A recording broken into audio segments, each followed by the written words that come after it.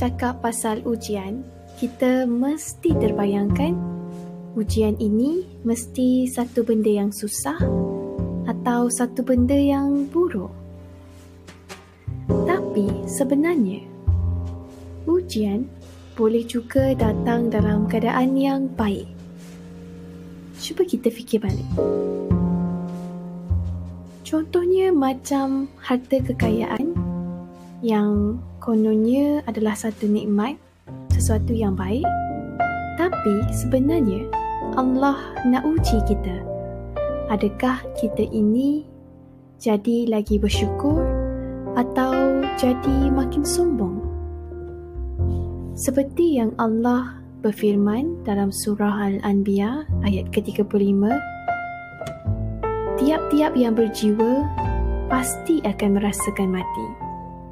Dan kami akan menguji kamu dengan keburukan dan kebaikan sebagai cubaan yang sebenar-benarnya.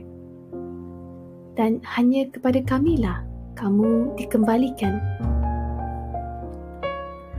Allah memang dah berjanji setiap daripada kita mesti akan diuji dalam berbagai aspek. Sebab tu, bila kita sedar tentang perkara ini, kita kena bersedia. Sebab ujian boleh datang dalam keadaan buruk ataupun dalam keadaan baik. Sebab kita terlupa yang akhirnya Allah nak uji kita untuk melihat cara kita respons pada apa sahaja ujian yang berlaku pada kita. Sebab tu, salah satu tanda untuk kita tahu sama ada kita ini lepas ujian ataupun tidak ialah dengan melihat jarak hubungan kita dengan Allah. Adakah kita jadi makin bertakwa?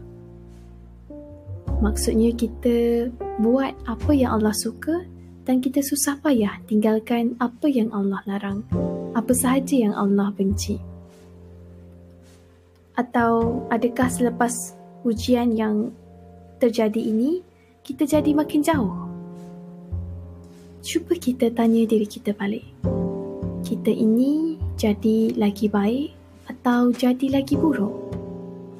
Sebab akhirnya kita akan sedar yang paling penting bukan apa yang kita dapat di sebalik ujian, tak kira ujian baik ataupun yang buruk.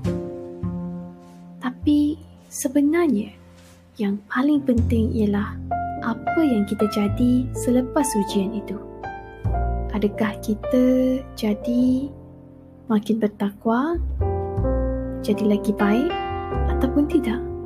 Dan inilah sebenarnya kayu ukur yang sebenar. Setuju tak?